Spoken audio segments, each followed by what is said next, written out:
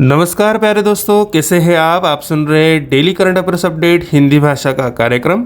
मैं आरजे उद्धव आप सभी का आज के कार्यक्रम में तहे दिल से स्वागत करता हूं।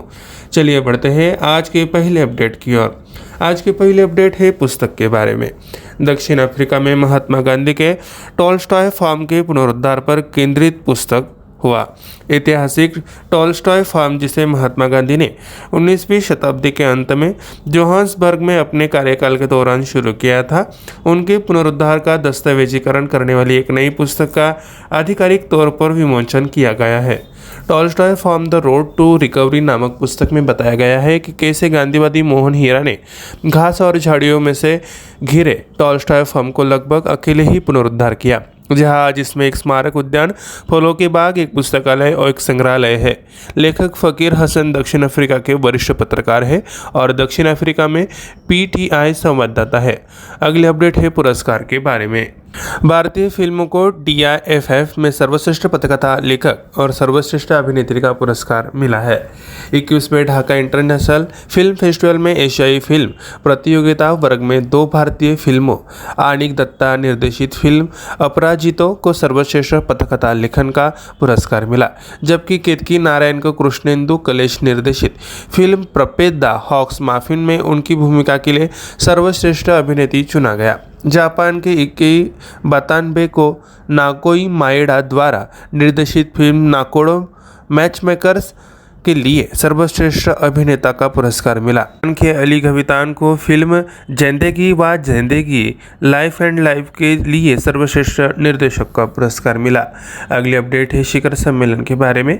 U20 ग्रुप की पहली बैठक 6 से 8 फरवरी में हुई। युवा मामले और खेल मंत्रालय ने बताया कि G20 शिखर सम्मेलन से इतर U20 की पहली बैठक 6 से 8 फरवरी तक गुवाहाटी में होगी।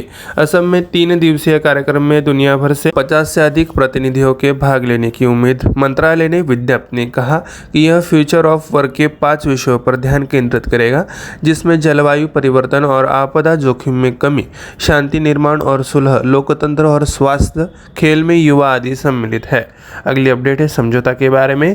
NABH और HSSC ने स्वास्थ्य देखभाल पेशेवरों की मान्यता और कौशल के लिए समझौता ज्ञापन पर हस्ताक्षर किए। National accreditation board of hospitals and health care providers के CEO डॉक्टर अतुल कोचर और health care sector skill counselling के CEO आशीष जैन ने नभ मान्यता स्वास्थ्य देखभाल पेशेवरों के लिए आवश्यक कौशल प्रशिक्षण और कौशल विकास के लिए प्रशिक्षण कार्यक्रम विकसित करने के लिए HSSC प्रमाणन को मान्यता देने के उद्देश्य से एक समझौता ज्ञापन पर हस्ताक्षर किए। नव के साथ HSSC सहयोग से देश भर में HSSC प्रमाणित स्वास्थ्य पेशेवरों के लिए बेहतर प्लेसमेंट और शिक्षुता के अवसरों की सुविधा मिलेगी। अगली अपडेट है राष्ट्रीय के बारे में। पेप्सिको फाउंडेशन और केयर ने शी फीड्स द वर्ल्ड कार्यक्रम शुरू किया।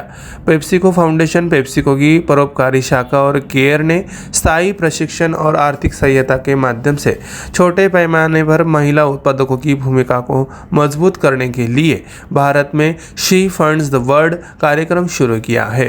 कार्यक्रम जिसे पश्चिम बंगाल के अलीपुरद्वार और कुचिबिहार जिलों में लागू किया जाएगा। इस कार्यक्रम का उद्देश्य 48,000 से अधिक महिलाओं, पुरुषों और बच्चों तक पहुंचना है और प्रत्यक्ष रूप से 1,50,000 व्यक्तियों को लाभान्वित करना है। सामाजिक रूप से यह परियोजना कमजोर किसानों के लिए ज्ञान, संसाधनों और समावेशी बाजारों तक अधिक न्याय संगत पहुंच को बढ़ावा देगी। अगली अपडेट है अंतर्राष्ट्रीय के बारे में। तुर्की और सीरिया में 3 विनाशकारी भूकंपों में 2,300 से अधिक लोगों की मौत हो चुकी है।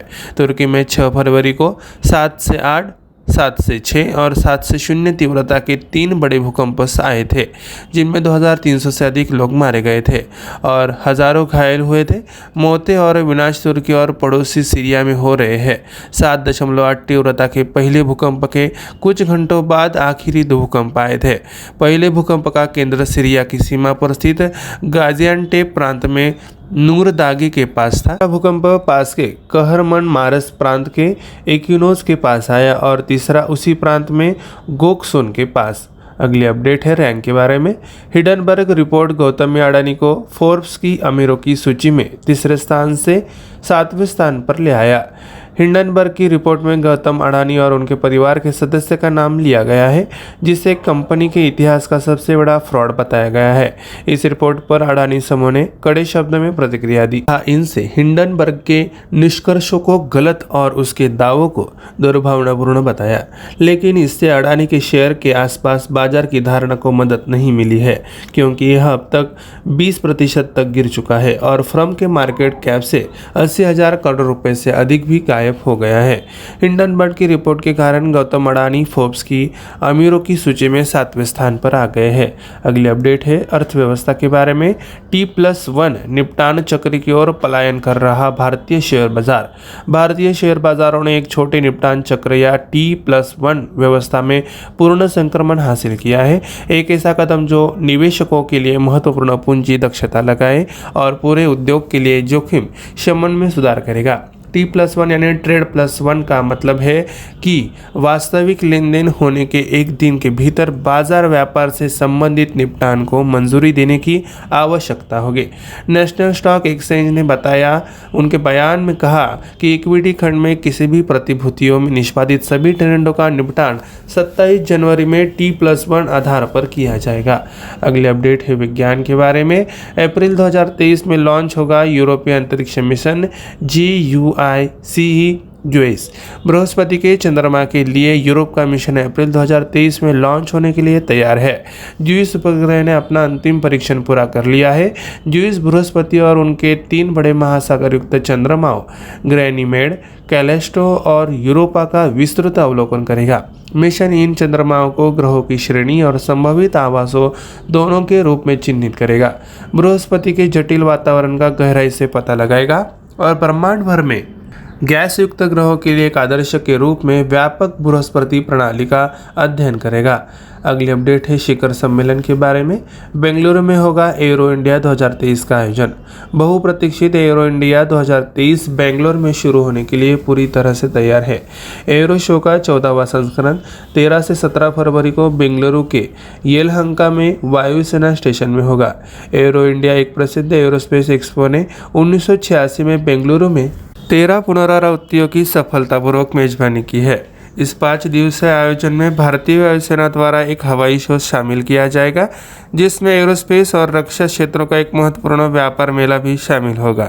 प्रदर्शनी में प्रमुख एरोस्पेस निवेशकों और विश्व नेताओं की भागीदारियों के अलावा अंतर्राष्ट्रीय थिंक टैंक की भागीदारी भी शामिल होगी। प्यारे दोस्तों, हमारा daily current affairs update Hindi भाषा का कार्यक्रम यही भी समाप्त होता है।